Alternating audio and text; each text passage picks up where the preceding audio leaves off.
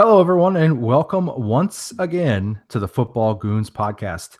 Hey, I don't know if you've heard, but it's Super Bowl week, Super Bowl 52, in fact. So the time for talk, quite honestly, is nearly over. There's still a couple days leading up to this game, but we were so excited that we kicked our normal Tuesday night show to the curb, jumped right on it on Monday night to get a jump start on this week because things are going to pick up at full speed coming up here this week. So you've come to the right place, though, to get the best breakdown of this game. We're going to take a look at who's going to win and why. And we're probably going to disagree on some stuff, and we're probably going to argue somewhere along the way. But that is part of what makes the Football Goons so great. We're going to encourage you to get involved as we work through the show tonight. Send in your comments, your questions, anything that you want to have us address on the show. If you're watching right now on YouTube, you can join the conversation at any time. We love to interact with those of you who are watching and listening. All right, guys, Super Bowl week. So the question this week is pretty easy to kick things off. It's not going to be anything crazy, make you think about it. How much or how little do you like all of the lead up this week to the actual game? You know, as we're recording right now, there's media night or opening night at the Super Bowl where, I don't know, RuPaul's probably representing TMZ and asking Tom Brady what his favorite nail polish is or something. Who knows? It becomes a circus. That's still a thing, RuPaul. Probably. I don't know. I just couldn't think of anything, crazy to say. But that's scary that's the first thing that comes to your mind. I just had to think of the most ridiculous thing. I'll let you get back, but that's a little alarming, Sal. All right. So anyway, how much do you enjoy the lead up to this game? Does it drive you nuts, or are you just soaking all of it in? I love it. I think it's cool.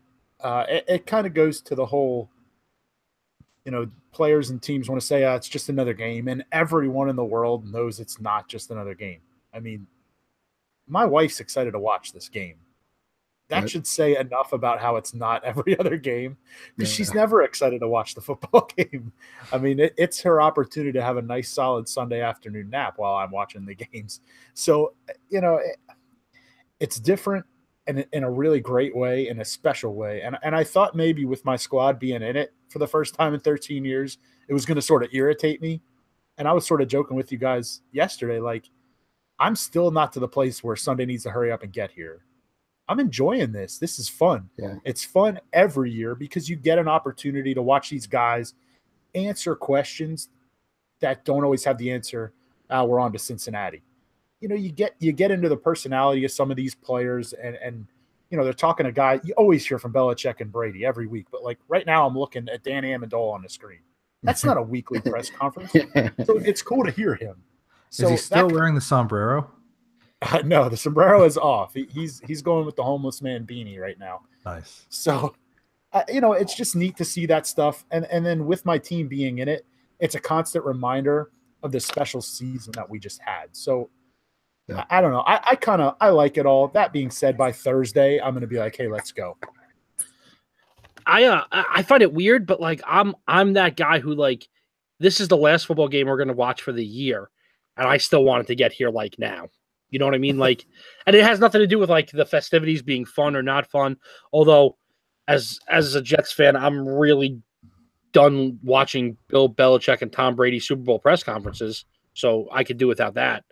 But other than that, like it is fun for me. But yet, even though it's the last game I'm going to watch for the next 8 months, I still can't wait for it to get here. Yeah, I'm kind of like that generic. I'm okay with it right now, but by Thursday, Friday, I'm going to be ready to just kind of like run through a wall. And we try so hard to keep this, fair and balanced, to kind of steal a term from the news world out there. But there's no hiding it this week. Like, it's very obvious that two of us are diehard Eagles fans. Like, clearly, over the shoulder here, not even trying to hide it. It's exciting. And you hit the nail on the head, because these are the two best teams that earned their way to the game. So why not enjoy this lead up? Like, I got excited watching the guys come off the plane yesterday. It's like 6:30 on a Sunday, and I had to switch over to NFL Network to watch Foles walk down the steps and get a hug from Jaws. You know what I mean? Like, I got pumped up about it. So, just enjoy it because you never know when your team is going to be back. And, it's just a fun aspect of the Super Bowl. So it kind of takes away the distraction of waiting all week to get to the game. All right, let's jump into some of the biggest stories here. Take a look at some of the specific ones leading up to the game here. And we're going to start out right here. This has kind of been a topic of discussion over the last, week or so. Heard a little bit more about it today. So which team do you believe was most impressive this season in getting to Super Bowl 52? I'm not sure there's a right answer. I mean, I don't want to be ride the fence guy, but I think it's cool that, I guess my addition to this, it's cool how different the paths they took were, because I think, we're seeing Patriots as far as picks goes. And I would venture a guess that virtually everyone who picked the Patriots to win this game can probably admit that the Eagles are a better team. They're a better roster, top to bottom. And the fact that they've overcome all these injuries to get here is an awesome storyline. But then you turn around and look at New England, and I mean, they're probably still a top 10 roster, but the fact that you still go 13-3 and then win 2 games to get to the Super Bowl again, with the fact that at several of the teams you've played, you would basically take Gronk and Brady and then the other team's roster, and you're still beating them. Like, that's awesome. So the fact that the Pats can overcome the fact that they're not as talented as a team like Pittsburgh, as a team like, I would say even Kansas City, maybe even Jacksonville. Yeah. And you still have not only Tom Brady, who's amazing, and Rob Gronkowski, who's amazing, but you just have this Patriots aura that you have built up and you've earned, that people go out of their game plan when they play you. So for me, in spite of the fact that I think, Philly's got a great story of overcoming injuries, I kind of think the Pats are more impressive because you're not a 13-3 roster. Right.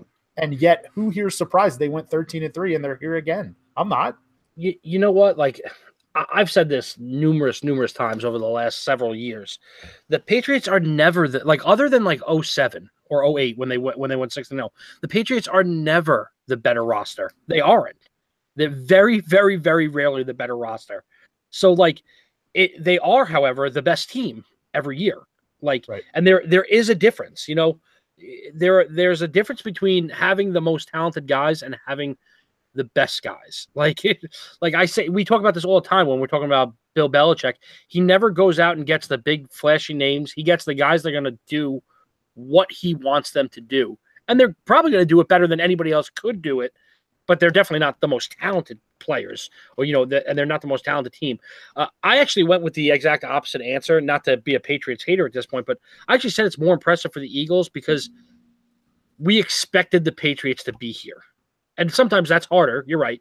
But we expected the Patriots to be here. There were NFL, professional analysts out there who were predicting that this team was going to go 16-0 this year at the start of the season. And they had a rocky start. They got thumped right out of the gates week 1. But, they're the Patriots, and they responded appropriately, and they came back just like everybody thought they would. I think it's more impressive to see the team that we thought would be better than they were last year, and we thought they would, kind of make the next step. Nobody expected that next step to be Super Bowl 52. You, Miles, you said, earlier on this, a couple of weeks ago that you had still predicted that the Eagles were going to win the division. And that's fine. I'm sure some people did predict that, but I don't think anybody predicted division champs, best record in the NFL, Super Bowl 52 appearance from a team basically with a second-year quarterback in Wentz, and then once Wentz goes down to then not even – I mean, you lose a little bit of steam in that tough Oakland and Dallas game. The Dallas game meant nothing at the time, so I'm not even going to count that. But you lose a little bit of momentum in that Oakland game, but really has not missed a beat. The defense has been fantastic straight through, and Foles, for all the talk about how bad he was in that Raiders game, the Giants game and the Falcons game and last week against Minnesota more than make up for it. So I think the Eagles are actually the more impressive and more surprising story here than the Patriots are. For me, this was actually really close. And the Eagles, just like you guys said, are so impressive. Just all the injuries they overcame all season, and they're continuing to now, with the biggest one filling in for your franchise quarterback.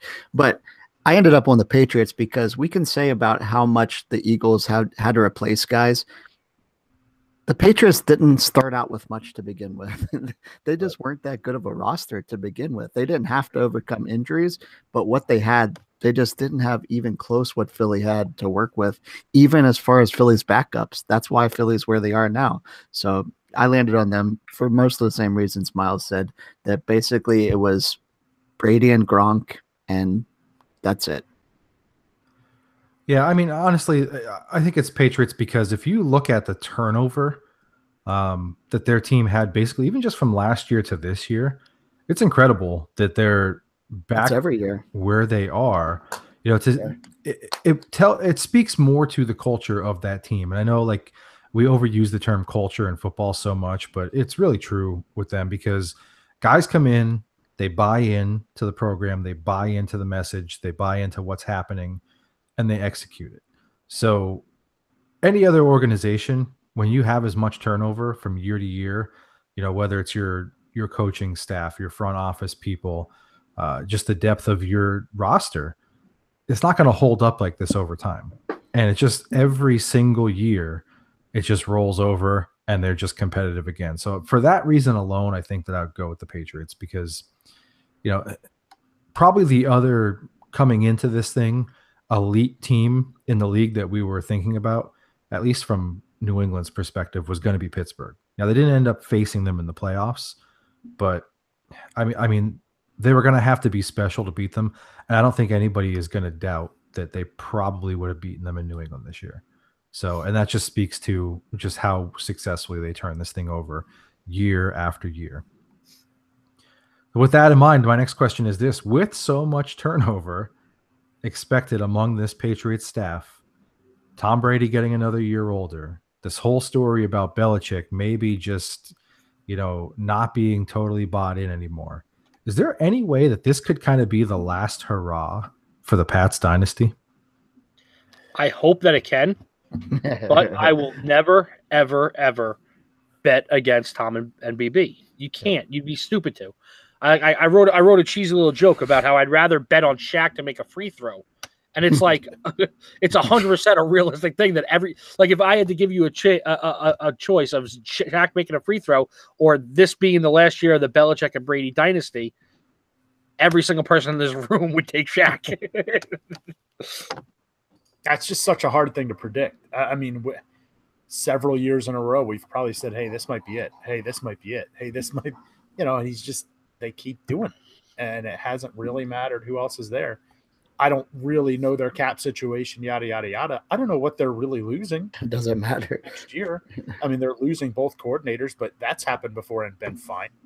So we'll see. I think the only way it is if this rumor, I can't even remember where it's from, but from weeks ago, there was a rumor of, McDaniels is going to go, Patricia's going to go, and then Belichick's just going to walk away to stick it to Brady and Kraft. I don't buy into that at all, but I think that's the only way it's over. Is if they lose the entire coaching staff, that's tough. That's tough because as much as we had the argument last year, I fully believe it is more Brady than Bill. The combination is what gets them here every year. So if Bill should leave, or if nobody's saying this at all, but if Tom should retire for whatever reason, then yeah. But otherwise, I agree with you, Rock. Until I see it, they're still it for me.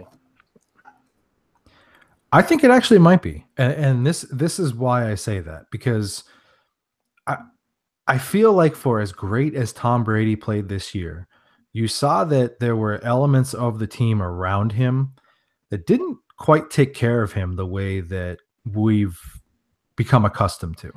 So the line is terrible. Stop being fancy. It's a bad offensive line. I mean, he was hit a lot, and he's 40 years old. And I don't care how many avocado toast sandwiches or cucumber waters you drink or how many TB12 sessions, that's going to catch up with you at 40 years old. It's just going to. So I'm expecting that it's going to be hard for them to fill that many holes along their line of scrimmage.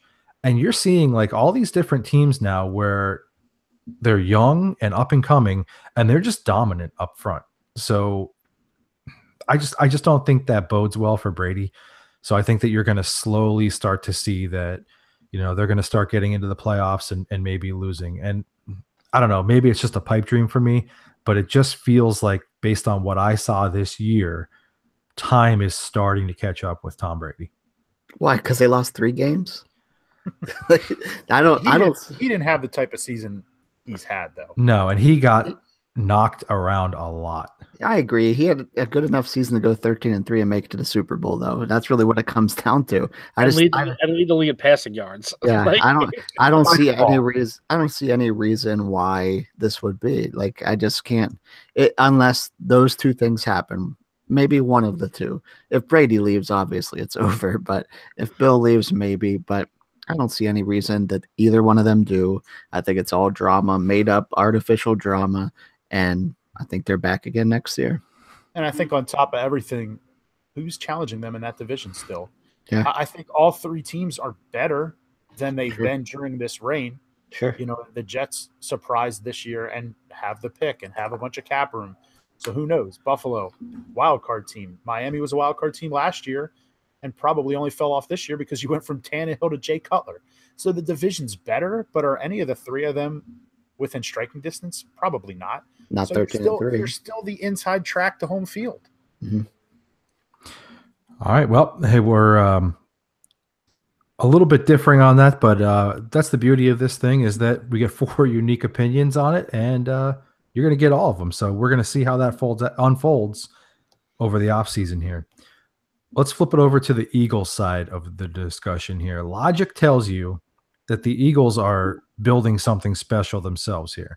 We've detailed how, despite everything they've lost this year, they just keep winning. Do you expect them to maintain this winning once Carson Wentz returns? Or is there still some work to be done with this team? I mean, we didn't expect this kind of jump this soon. So is this a little bit of a fool's gold? I guess what I'll say is we didn't expect this jump this year, but I did expect it next year. I thought the 2018 Eagles would be an absolute Super Bowl contender. They're just a year early. So I don't see any way you could logically say that they'll fall off. Nigel Bradham, Patrick Robinson, and LeGarrette Blount are the only key contributors not signed to next year. And people are going to point to cap trouble. Well, who cares if you're in cap trouble if your whole Super Bowl roster's coming back? So for me to look at the fact that they're losing nothing, gaining back what would have been the league's MVP, and have nothing but confidence, the only way this team doesn't return, and I'm not saying definitely Super Bowl next year, yada, yada, but as far as being a really good team for a long time, is if they start smelling themselves too much and stop putting in the work that, those of us who followed the team closely this year, this team's busted it big time. And they've said all the right things, and I believe they're doing them all. Don't start feeling like you're entitled. Yeah, I think that this is like the beginning of I hate using the word dynasty, especially when you think about like what we're witnessing with the Patriots dynasty. Like, I don't think nothing is going to come close to this again.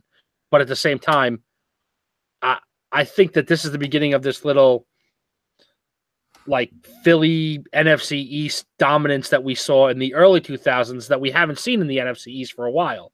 So I think this is going to be a team that perennially competes for the division, for the playoffs, and obviously for the Super Bowl at that point. Yeah, I don't see any reason that this isn't going to be just as good of a team as it is right now, working with potentially an MVP taking over the helm there. So, yeah, I think it's going to be a pretty special team for a while. I think it's all about the leadership that they have with this team. I mean, the coaching staff they have in place, the front office they have in place, they've created an atmosphere where they're just making it happen. These guys are working hard every single week. They're absolutely, not taking anything for granted, regardless, of how unexpected it is. They're relishing this underdog mentality that they've faced. So I do think that they're building something special here. We've seen the Giants have taken a major step back. Whether they want to admit it or not, they're in a rebuild. The Redskins took one step forward and then 7 steps back. And they might take 20 steps back if they don't re-sign Kirk Cousins. Right. And now, Dallas, who was your biggest competition, they've still got questions, and they didn't even send any of their coaching staff to the Senior Bowl to scout any of these kids in the draft. They wanted to internally examine their, front office and see what was going on there. So, it feels like they're set up to, for the next couple of years, be the clear best team in that division. And I think that's going to build a lot of confidence for them.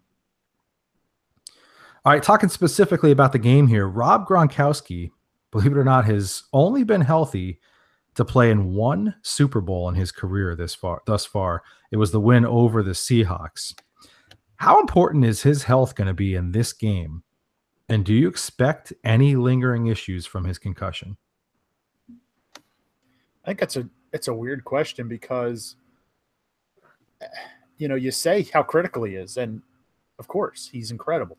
He's quite possibly the best tight end we've ever seen. But the fact is, they won it last year without him. They were better on offense when he went out last week or 2 weeks ago against the Jaguars. So I don't know. I mean, obviously, if he's there, it's just another thing the Eagles have to worry about and game plan for.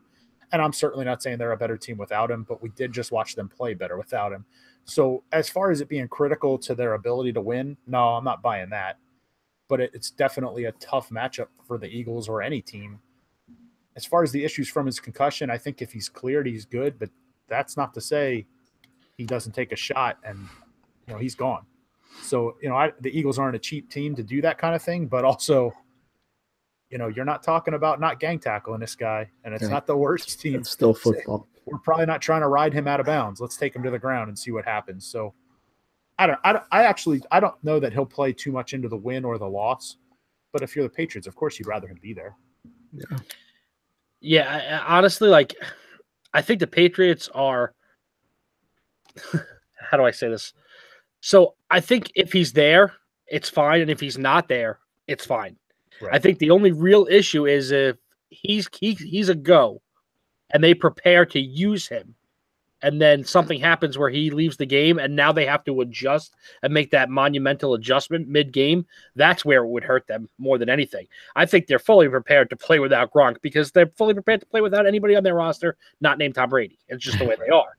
You know what I mean? So they can go full steam ahead if they know what the scenario is, as good as anybody has ever been able to do that. You know what I mean? Bill is the king of adjustments, the absolute king of adjustments. So with that being said, I think the only way it's a problem for them is if he starts the game and he's a go and they game plan around Gronk, and then he takes a hit and has to leave the game and now he can't come back, or whatever the case may be. Yeah, because that's not going to be an issue for Philly. They're going to prepare to play him. Mm-hmm. And if he goes down, well, fine. Now we just game plan like every other team that doesn't have Rob Gronkowski. Yeah, exactly. And has a tight end that might get used every once in a while. So it's definitely a lot worse for the Pats if he goes down mid-game. I just don't think they ever plan on having him. I don't think their game plan really changes with or without him. Like if he's in there, hey Tom, he's going to be open and he's really good, so throw him the ball. If he's not, well, it's going to be a downgrade, a huge one. So I just don't think that it really affects the game plan at all for them. And like you said, South, he's played one Super Bowl. So what? They've played 5 without him. Like I think they're going to be fine. So. Yeah, I think it's just a terribly overestimated thing. Like, look, no one's going to downplay how great Gronk is. When he's there, he could be a game changer. But it's just so overestimated from the fact that thinking that they can't beat you without Gronk. Like, they could beat you any way they want to. It's just a matter of who the bodies are on the field. So I just think, they've shown that they can win a Super Bowl without him. I don't think it would be any different, for them. So, Rocco kind of hit the nail on the head. As long as they didn't specifically make some kind of a out of character game plan and it was just revolving right around him, I don't think it'll be cause a major effect to this game either way. All right, last question in this section here. Let's talk about this because this is a big story this week. This is not, looking at it through the green colored Eagles glasses. This is just like a national perspective thing. Are we underestimating Nick Foles? I mean, so many folks have written or talked about this being the biggest mismatch at quarterback of all time. And while on paper, and to the eye, that looks like it's probably true, hasn't Nick Foles done enough to this point to shed at least a little bit of that label? Yeah, the problem is that right now, because it's the Super Bowl and because it's Super Bowl week and it's media week, the thing to do is to compare the quarterbacks. And it's not fair to compare because, I mean, Tom Brady against anybody in history is in favor of Tom Brady, but it's even more so in favor of Tom Brady when you have, up until this year, our most recent memory of Nick Foles is going 7-9 for Jeff Fisher. So, it's not Nick's fault, but, when you're compared to Tom Brady, it's never going to be fair. So, yes, that we're underestimating him because we're comparing him directly to Tom Brady. Unfortunately, and this is what I've been saying, for the last 2 weeks and why I think, the Eagles are going to win, not to, go a little early on my prediction part of this. It's not just Nick Foles versus Tom Brady. And actually, realistically, and I always hate comparing the quarterbacks, it's not Nick Foles versus Tom Brady at all. Like, those two players will never be on the field together at the same time. I don't know why we do that with the quarterback position. Like, it's like the what we should be looking at is how dominant Philly's defense has been against against Tom Brady, and then and then Nick Foles versus what we consider to be kind of a lacking New England defense. So I think that's more important than what we look at. And if you do look at it like that, I don't see how you could underestimate Nick Foles. I think the only thing people are missing is how, I get it from an outside perspective. It's Nick Foles. Like, I get that comment. I really do. But, he's played a lot of games for my team. And what you see when you watch him a lot is he is as streaky a player as I've seen, both good and bad. And right now he's on a pretty decent streak. He's playing decently well. So, and I said it the other week, people said, he had 2 bad games. No, he didn't. If Torrey Smith can catch the ball against Dallas, he goes like 4 of 5 for 100 yards and a touchdown. So we're all like, hey, he's in pretty good shape. So the way he's playing right now, no, he's not Tom Brady, but he's not, it's Nick Foles. He's certainly a better player than that right now. Consistently, I don't know. Probably not, but I don't need him to be consistent. You need him to play one more good game. And I think that's there. He's playing with a ton of confidence right now. So are we underestimating him? Yeah, probably. That doesn't mean I think he's going to go out there and put up Brady numbers, or even Wentz numbers, or even what he did last game. But the fact is, he just did that last game against a way better defense than he's about to see. So it's silly that people are looking at Brady versus Foles and just laughing. Yeah, it's interesting because you brought up, Carson Wentz. I don't want to take anything for granted. I don't want to assume anything either way, but Carson Wentz couldn't have played a much better game against the Vikings than Foles did last week. Nobody could have. That was masterful. I mean, that was out of his mind. And people are looking at that and saying, yeah, he had one really great game. He played really well against the Falcons and, really didn't do. Nick Foles in 3 career playoff games has completed 70%, 76%, and 78.7% of his passes. He's got 5 career touchdowns in the playoffs. He's never turned the ball over in a playoff game. His average rating in a playoff game is 120. If I'm not mistaken, I read earlier today, he's the highest rated playoff quarterback of all time. That's crazy. Yeah. I mean, 75 attempts. That's what it was. Yeah. I mean, with a lower minimum, of course. He's been sacked 4 times. I mean, look, for whatever reason in these big games, he shows up. Like, this isn't just like your average backup. And I don't want to get too far into things here, but like, we're severely underestimating this guy. Like, he's on a very good team with a very good head coach who knows how to be super efficient with him, knows the correct game flow for him, understands exactly how to use him. So I just think that people are looking at this matchup on paper and laughing at the name value. And we had this conversation a couple weeks ago where people were laughing at the name value because it was Case Keenum. Well, I mean, when you're just winning, what does it matter what the name is? Eventually, these trends don't lie to you. I think it's unfair for anybody to compare anybody to Tom Brady. Like, yeah, it's going to be a mismatch. But yeah, I agree 100%. We're underestimating the guy. And we talked in depth, just the four of us last week about, the anomaly of Nick Foles and that how well he's played when he hasn't played for Jeff Fisher. And he's not playing for Jeff Fisher now. So he's playing great football, and he's not Tom Brady. Nobody is, but he's playing great football. And that's really what it comes down to right now. All right, Rocco, why don't you tell us about our friends at Gorb? All right, guys, let's paint a picture here, okay? It's Super Bowl Sunday. You're watching the game, hopefully rooting for the Eagles, when all of a sudden the pains of hunger start to come over you. Now, hopefully you guys are at a fantastic Super Bowl party or maybe at your own house, but with a great spread, lots of food to eat. With all this food readily available to you, I really doubt any of us are making the choice to sit down on the couch and remain hungry. No, of course not. We're going to get up and we're going to feed that hunger. Well, the folks at Gorb want us to understand that in life, you really only have those two choices. You can either get hungry or you can be hungry. Now, I hope that you understand that Gorb wants us to know that it is that simple. You can just get up and get hungry and get the things you want out of life. That's what we did with this podcast. We've talked about it for years about how we wanted to do this. And one day we said, you know what? There's nothing stopping us. And Gorb got behind us on that. And that's why they're one of our main sponsors. And that's why we love to tell you guys about this.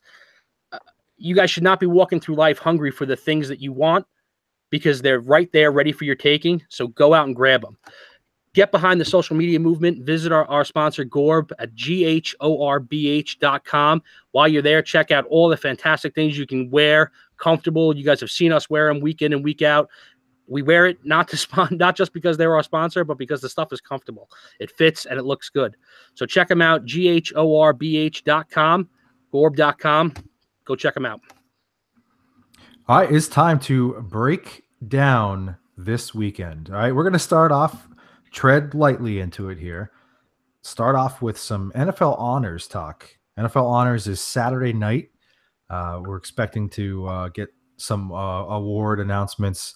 The NFL's notorious for leaking those out a little bit earlier than they actually show them. So we're going to talk about them, though. Give me the players who will win offensive and defensive rookie of the year at NFL honors this weekend. I think these are the two biggest slam dunks, and I'd be surprised if we were any different on any of them. But it's fun to play. I know I'm going to be different, but go ahead. All right, fine. I'm going to go offensive rookie of the year, Alvin Kamara. I think his ability to get in the end zone this year has been obviously amazing, and it seems like that's what the voters are really looking for. Is the flash, because obviously they don't care about numbers. Otherwise, Zeke would have been the rookie of the year last year. So, just based on the flash factor, I'm going to go with Alvin Kamara. How about defense? Actually, and I think this is going to be awesome. I can't remember the last time it happened, if it ever has, but I think we're going to see teammates, offensive and defensive rookie of the year. And I think this is even more of a no-brainer. Marshall Lattimore has got to be the defensive rookie of the year. Absolutely fantastic season, shutting down team's number one receivers week in and week out. Fantastic. Yeah, I'm just going to go because I tend to agree with you. I think it's Kamara. I think it's Lattimore. Lattimore, to me, is the most slam dunk. I think offensively, you could make an argument for Kareem Hunt. I wouldn't, laugh at anybody who makes an argument for Kareem Hunt. But I look at the time frame where these awards are typically voted on. I believe they're due in before the end of the regular season. Kamara was playing out of his mind at that point, and Kareem Hunt was kind of just on the uptick again after kind of coming back down to life and not really being used the most effective manner. So I think that's where the voters are going to go with Kamara, just because he was so red hot at that time. It's just so hard to ignore. Yeah, I'm actually going to go with Hunt. That's how I knew I was going to be different. Listen, I get it. And if Kamara wins it, I have no dispute, none at all. But for me, 230 more scrimmage yards to only 2 more touchdowns for Kamara, with the fact that Kamara, that scoring opportunity is really there. when you have that 81 catches. It's a little different than a plodding, constant 3-yard carry. But in addition to that, the Saints are a way better offense than the Chiefs. And if you look at it from the perspective I am, the fact that Mark Ingram also had that much success tells me the Saints backfield is just set up for that. So listen, Kamara is a special player, but if I'm a voter, you saw what happened to the Chiefs when they ignored Kareem Hunt. They fell apart. And then they went back to him and they started winning again. And then I know they vote before the playoffs, but what happened in the playoffs? They were winning in the first quarter because he was getting the ball. They stopped giving him the ball and they lost. So which player was more critical to team success, I think, is also Kareem Hunt. So I'm going to go Kareem Hunt there. Again, that being said, Kamara is a 1B for me, and it's like more of a 1A.5. But the defense it's going to be Lattimore. There's no way it's not Lattimore. I actually said Hunt too. There you go. I can't ignore that he had twice as many rushing yards. I know that Kamara had a good season, a really good season, but he still did share, which I know you can make an argument for that. He shared and still had a dominant season. But dude, Kareem Hunt, even though they did ignore him for games, he still rushed for 1,327 yards and 8 touchdowns. And it's not like his receiving was bad. He had 53 receptions for 455 and 3. It's not like he was an irrelevant receiver. He had a dominant season despite at times being completely ignored. I know he didn't have Mark Ingram running ahead of him, but he did have a coach and an offensive coordinator just decided at times not to use him. So in my mind, that's worse. So that it's a no-brainer for Marshawn Lattimore. I think it would be cool, though, if it goes to both go to the Saints, and it says something for the Saints that pretty much throwing the old guy is Brees now. Like, and especially when you consider the season Marcus Williams had and Ryan Ramczyk, and when he was in there, Alex Anzalone, like that's an unbelievable rookie class for the Saints. Yep, all young. And you guys know I do love to argue, so I'm going to throw this point out. Both of those teams were top 5 in offense this year. So it's not like the Chiefs were like really far behind where like it was all Hunt and nothing else. Like, so I don't want to give that illusion that like Hunt obviously is the main guy and that's fine. But you know, the combination really driving at, but okay. It just made it seem like, you know, you were talking about how much better the Saints offense is. Well, 259 yards better on the season. So, you know, it's not a lot. Right. Maybe I would say, again, without really crunching the numbers, and maybe I'm wrong here, I'd venture a guess that the Chiefs were a lot more that top 5 offense was when Hunt was behind it. And maybe like I would 10 imagine 10 to 15 when he was being ignored. So it's just more of the Saints run like clockwork, whether he was in or not. Whereas when the Chiefs were kind of not going with Hunt. To go the sound effect route. All right, so let's talk about the next category here. I think this is one that's going to be kind of frustrating when you look at it through the lens of when they vote. Let's talk about head coach of the year. Who's going to win that award this Saturday night? If they voted on this last week, it'd be Doug Peterson times 1,000. But if they voted on it before the end of the season, it's going to be Sean McVay. And it's no disrespect to Doug. I mean, we've talked about this amongst ourselves and on podcast. Like, this Rams team was awful last year. Awful. It was Todd Gurley and nothing. And now they have basically the same roster with a couple of pieces here and there, and they won the NFC West. So it's got to be McVay. It really, really doesn't. It really does. And maybe my homer colors are going to show here, but yeah, okay. The only thing McVay has is that he took a worse team in the Rams than the Eagles were last year. But for me, the Eagles had the better record. The Eagles overcame far more adversity. And more importantly, Doug beat McVay in McVay's house. Done. That's it. Why does anything else matter? They both won a division. The Eagles had 2 more wins, one of which was in your house. I just look at it like house. Maybe this is just me looking at it from like the way the Eagles are being viewed right now. I feel like the Eagles are being largely ignored in general throughout the course of the whole season. On another... So why would I think that the voters are would vote for Doug now? Like, They're being ignored. They're in the freaking Super Bowl, and nobody even is giving them a chance to win this game. Why would I think that they would vote for Doug for Coach of the Year? My argument against you too, Miles, is that I still think the Eagles are a better team than the Rams. So that's not really what it comes down to. It's not which team is better, because then Bill Belichick just wins it every year. Wins it every year, right? But I think it's just so impressive what McVay did with a 4-12 roster. He completely turned it around with basically the same pieces. You know what Doug did is impressive. He had a great season. He had a great season last year. He got a little bit better with a quarterback that got a lot better. So I don't take anything away from what he did. I still think the Eagles are a better team, but I think McVay is the winner, though. He did a lot better this year. Let's not take that away. I guess what Peterson I'll did do say a little is, bit better. what I'll say is we're touting. I'm saying I think he did a little bit better. Carson did so much better. Carson's the one that put it over the hump in my mind. I guess on top of that too, we're touting how impressive it is that McVay had a 7-game turnaround. Well, Doug had a 6.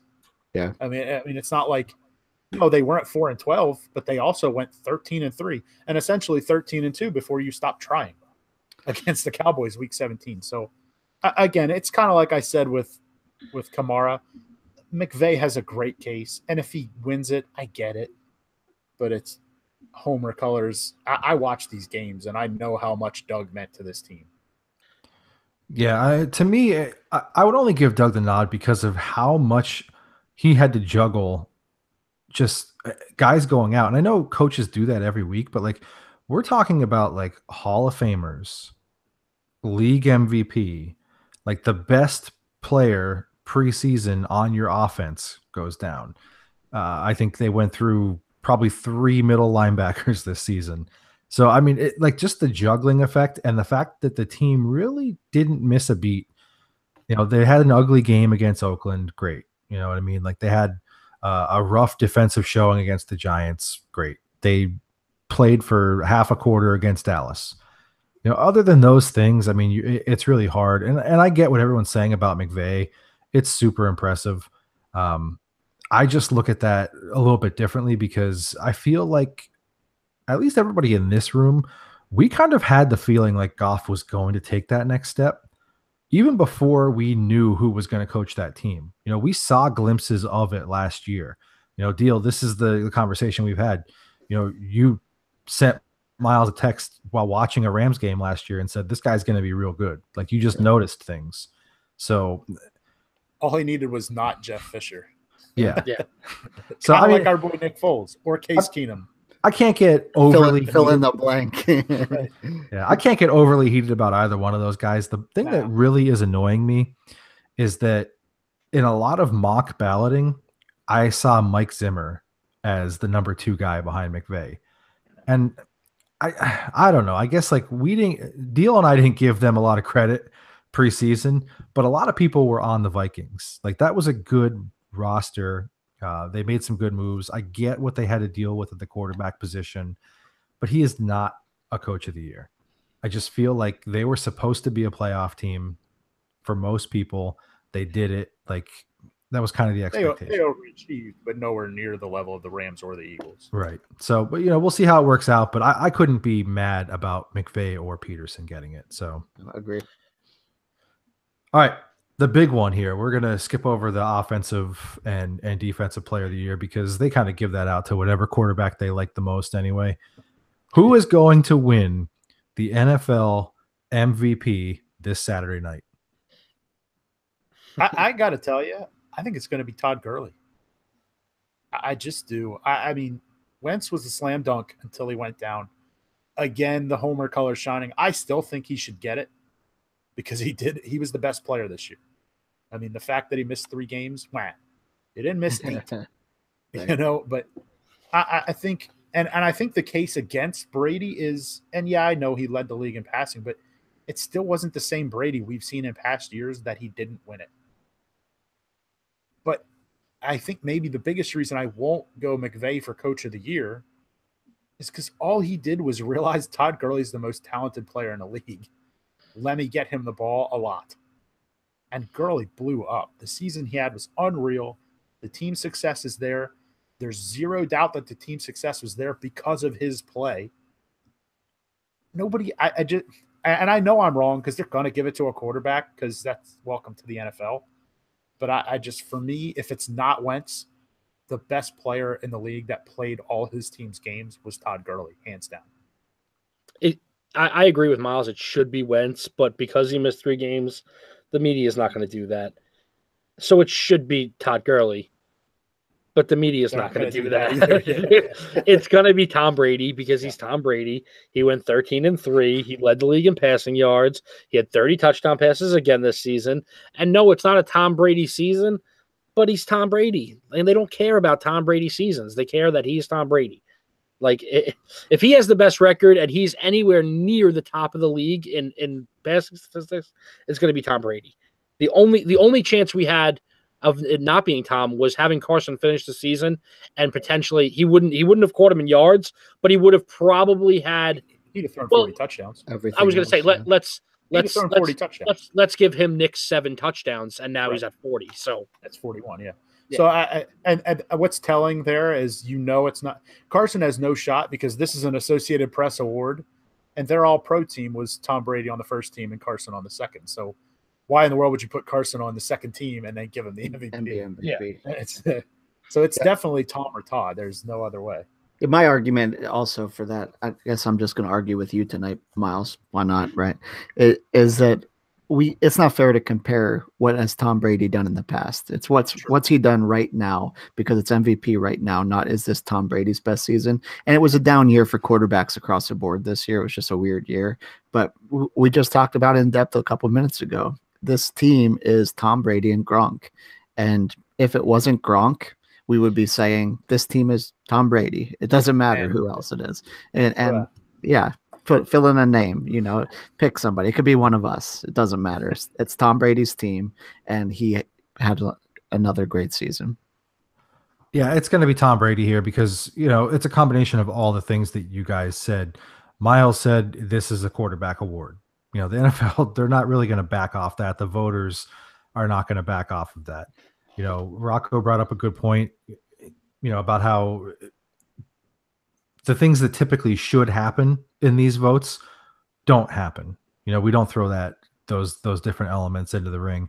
And then Deal, you kind of just capped it off. Like, this overall was a down year offensively for a lot of players. Yeah. So when you look at that on the grand scheme of things, Tom Brady's season was impressive then when you look at it through that lens. You can't penalize him for being the greatest of all time and having a year similar to the production of the rest of the league. It's going to be him, but I'm not going to be surprised at all if Wentz sneaks in as a number 2 in the voting when the votes come out, because when I looked at a lot of mock voting this weekend, those are the only 2 names that appeared on every ballot on a site that I typically trust.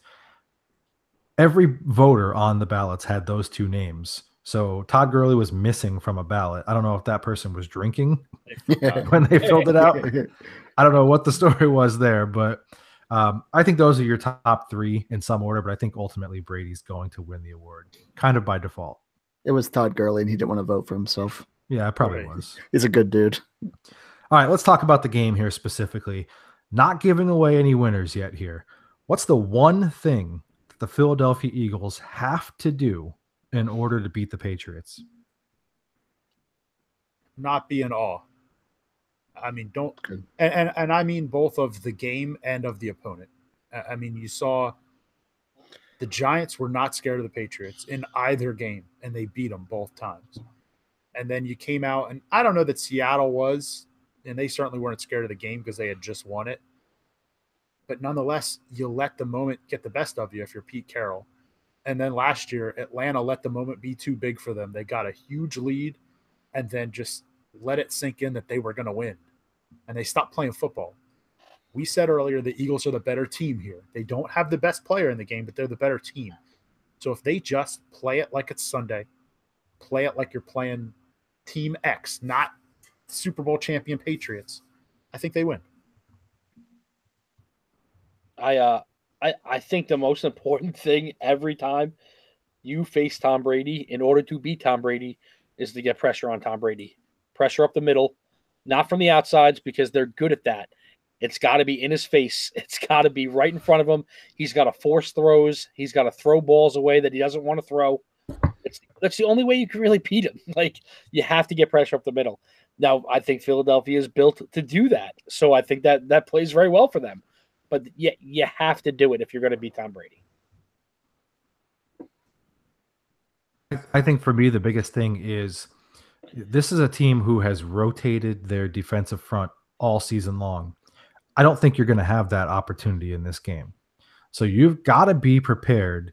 If you can't rotate in, a guy here and there or bring in a fresh 4-man rush here, you've got to be prepared to go for these long drives, be able to maintain pressure basically just as a front four, because you're going to need as many bodies as you can in the secondary to kind of get into some of these crossing lanes, to get away from some of these pick plays that they like to run. You're going to need to keep these guys in front of you and tackle. So that front four is going to be pivotal to whether or not they're successful in this game. And I think they have to generate pressure and not get tired when the Patriots are not letting them off the field. Yeah, I just will echo what you guys said. They have to get pressure on Tom Brady. Same exact thing I said last season with Atlanta. They have to get after him. And when the Jaguars did in the first half, they looked great. When they gave that up, when they either, for whatever reason, whether it was game plan or the Patriots just started blocking better, when Fowler and Miles Jack weren't getting after him as much, I think that's a big thing. I think that the Eagles linebacker core has to play a good game, whether it's against Gronk or sneaking in some sacks, but they got to get after Tom Brady. All right, so ditto the question here. What's the one thing the Patriots need to do to beat the Eagles?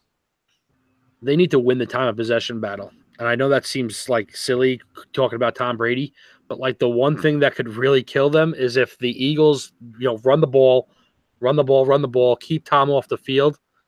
That would be a nightmare situation for the Patriots. So I think if they can control the clock and win the time of possession battle, they will win the game. I don't want to say, because if they're listening, I'm not trying to give them any tips. They probably need it. I think they're busy right now. No, they just finished their media night. They're tuned in. I know it. Well, let's throw them off. Give them something that they. Honestly, I think Brandon Cooks has to have a gigantic game. I think he is the type of player that could really beat up Philly. They haven't been beat up a lot this year, but that speedy, quick receiver has given them some trouble, especially on double moves. They've fallen for double moves a lot this year. And guys like Sterling Shepard have put up big games against them. Odell had a big game the first time they played the Giants. Amari Cooper had a big game against them because the corners were jumping routes. And I think they know the Pats are going to like to hit those short intermediate passes. And if New England's smart, they're going to know that Philly knows that they want to do that. They're going to double move them and hit them up top. So I think if Cooks has a big game, that could be something that Philly struggles with. I think that kind of similar to what you said with the Eagles, Miles. I think the best thing the Patriots could do is get the ball first and get out to a 10 or 14-point lead and really put them in panic mode. That, whatever the score is, they can be down 25 and they're not going to panic. They're going to be the same exact team. But I'm a little nervous for the Eagles. If they get down early, they could go to panic mode, and Foles, is streaky. So if he starts getting a slump early, it could go downhill really quick for them. Yeah, I think the biggest thing for the Patriots is that they need to maintain some sort of discipline along their offensive line. You can't allow Tom to get hit around, smacked around. They've got to be able to recognize what's coming and be able to call it out and switch their protections. Absolutely be able to take care of Brady, not be stubborn and not be afraid to go into a max protect, because New England has proven that, if you give them 2-3 receiving options, they could still beat you with that. So I just think that priority number one needs to be to keep Tom on his feet, because we've seen from these Giants games in the past in the Super Bowl that when you start knocking him around, he becomes a little bit of a different quarterback. And while he's still absolutely, playing well, it's just he's a different quarterback when you're knocking him around. So, all right, Miles, let us know what the listeners are telling us here on social media. Yeah, here on YouTube Live, chiming in our guy King Reed saying, "Don't turn the ball over and control the line."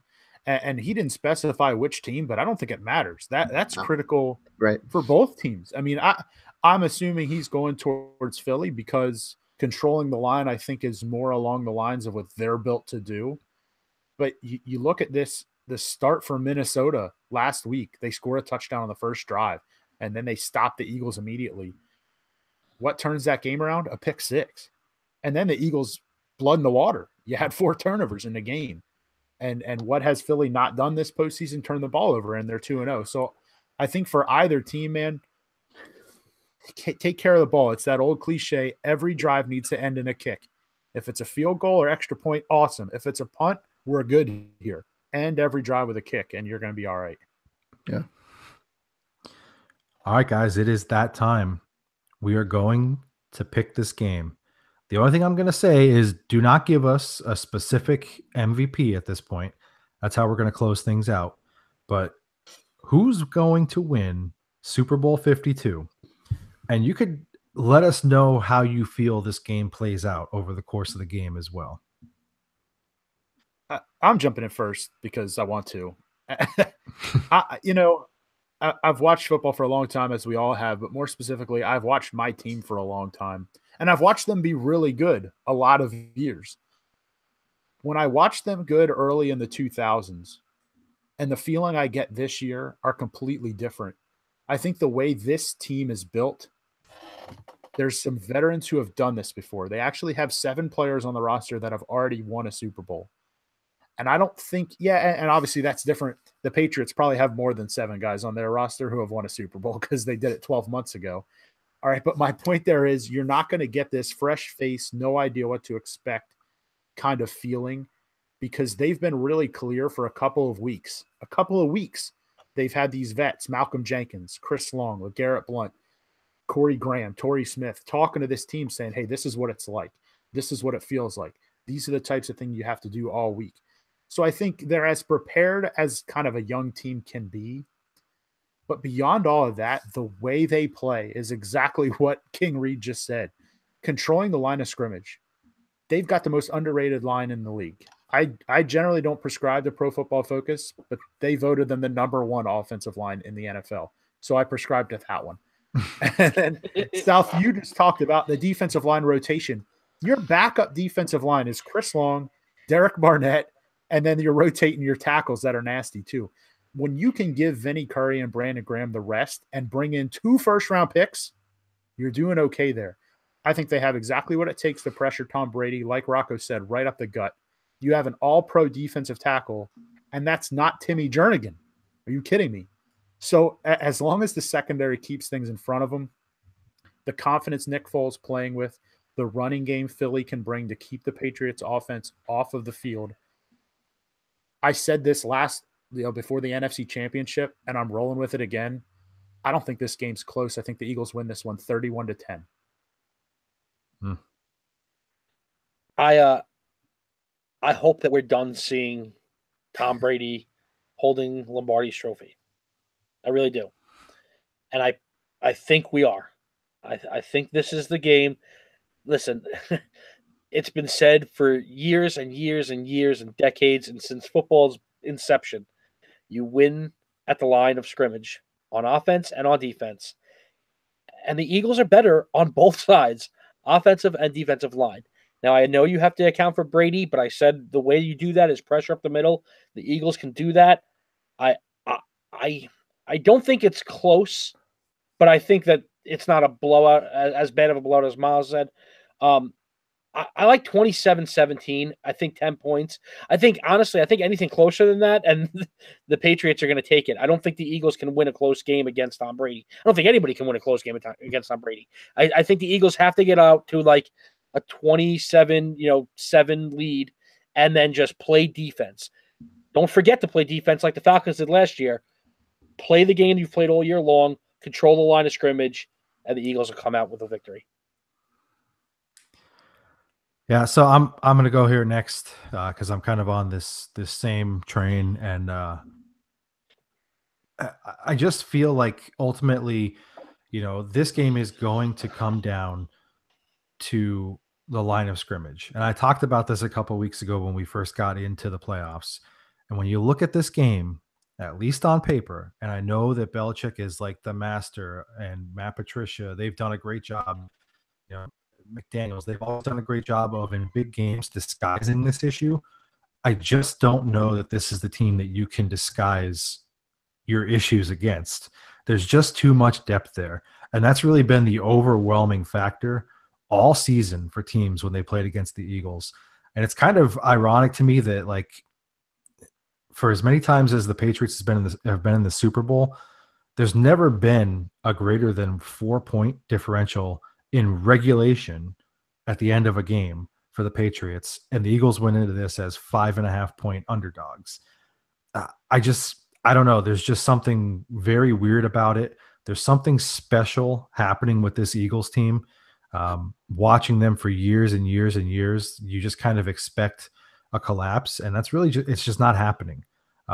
There's just something unique and special happening, and from time to time, that's the kind of team that wins a championship. So I just look at what the Patriots have been able to do. It's been impressive. You played the Titans, probably not the greatest opponent, but the Titans came out. They kind of got a body blow on them early. Patriots recovered. Jacksonville comes out the next week. They get a couple body blows on them, but they really don't finish the job. The Patriots recover and win. If the Eagles can get some shots on this team early, the Eagles are the kind of team that does not settle for body blows. They go for knockout blows. They always say, you got a puncher's chance in this thing. The Eagles have greater than a puncher's chance because they've been knocking teams out all year long and overwhelming them with the depth of their team. I think ultimately that's what happens here. I think it's a fairly close game until after halftime. That's when Doug kind of tends to make some adjustments and they kind of put their foot on the gas based on what we've seen this season. I think it's about a 10-point win, 31-21 Eagles. I'm going to make it unanimous. I said the Eagles, and I said because the same thing we've been talking about, that I just feel like they're a stronger roster. I feel like they're a better team. And even if it does come down to Nick Foles against Tom Brady, Nick Foles still gets the addition of a better roster. And I still think it's another game, less than a 4-point differential. I pick Eagles 34-31. All right. Well, with that pick by default, Deal's going to win our playoff pick'em challenge this year. He's 6-4 right now heading into this thing. The rest of us are 5-5, a bunch of 500 average jabronis here on these games. But so congratulations to him, regardless of the outcome. He is the winner on that. So let's put a button on this thing. Who is the Super Bowl 52 MVP? I'll just start us off with, if the Eagles win the game, you're wearing his shirt. I'm wearing his jersey. You're wearing his shirt from 2 years ago.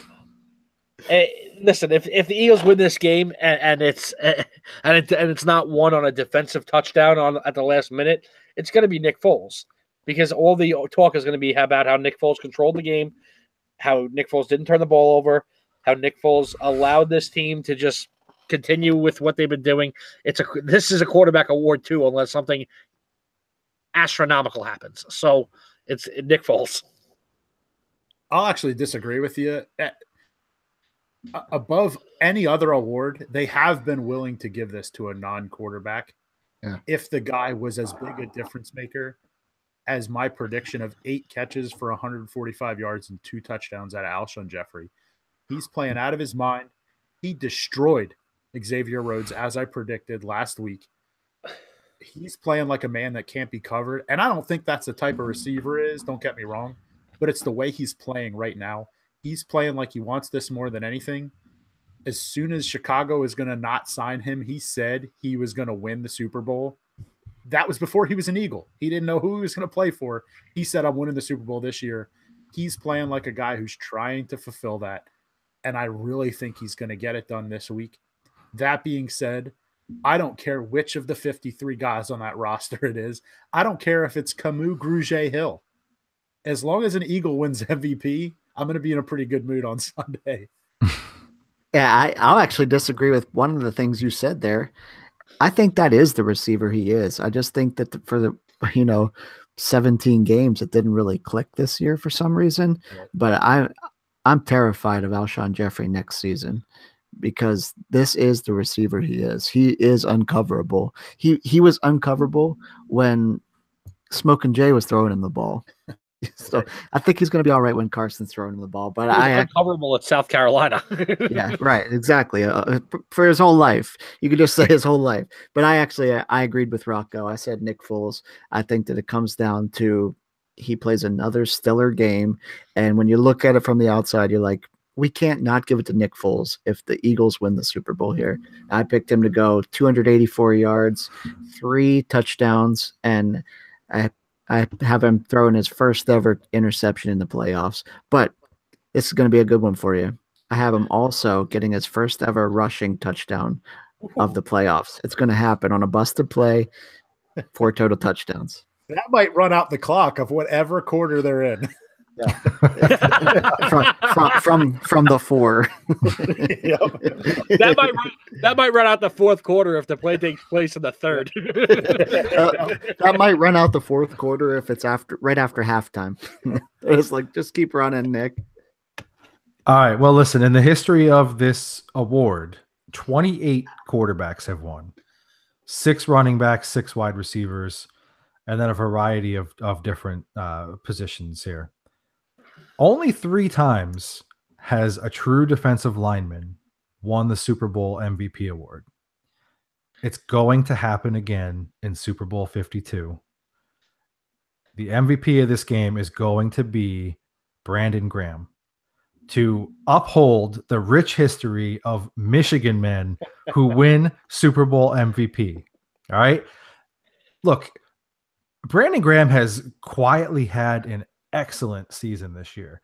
He hasn't had to be a jump off the page kind of guy at you because there's so much depth there, but he is the kind of guy who can completely take over a game when you have to drop back and pass the ball. I don't think the Patriots are going to be able to run the ball. I don't think they're going to care.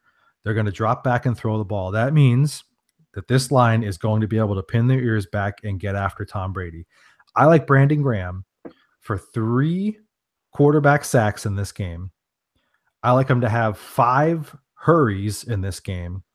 And his last sack of the game late in the third quarter is going to be a strip sack, a scoop, and a score for the touchdown. Yes, for the touchdown that keeps them ahead for good in the Super Bowl. The most pivotal play of it all. Brandon Graham, B-Rex, is going to be your Super Bowl 52 MVP. You heard it here first. 100-1 odds right now in Vegas. I'd throw a quick hundy on that right now. Dude, only for $10 on it. Only for entertainment purposes. You can put $10 on it for real purposes and get $1,000. I don't encourage anybody going out and gambling off of anything that we ever say, obviously. If that happens, just the way you said it, and I mean down to like the third quarter strip sack, scoop, and score, everything has to happen. I will let you hit me in the head with a textbook. Oh my gosh. This is going to be a great show next week. Somehow we're going to get him here so I can clobber him. I've never prayed so hard for anything. Everything has to happen. 3 sacks. What'd you say? 5 hurries plus a sack, strip, scoop, and score in the third quarter. All I heard him say was Brandon Graham was going to have a pretty good game. And if it happens, I heard that he was going to start. If he starts, you leave. I heard he was going to be on the roster. If he wears green, I could hit you in the head with a book. I'm in. All right, guys. That's a wrap for the Super Bowl 52 preview edition of the show. Keep up with us all week on social media. We are at Football Goons on the Twitter, facebook.com/Football Goons, right here on our YouTube page as well. On any of those platforms, you can reach out to us. You could send us questions, comments, concerns, suggestions for what book we hit Rocco in the head with next week. Whatever you want, we want to hear from you because we value your insight, your input, and your opinions. Enjoy the big game and everything that leads up to it this week. And we'll catch you next time.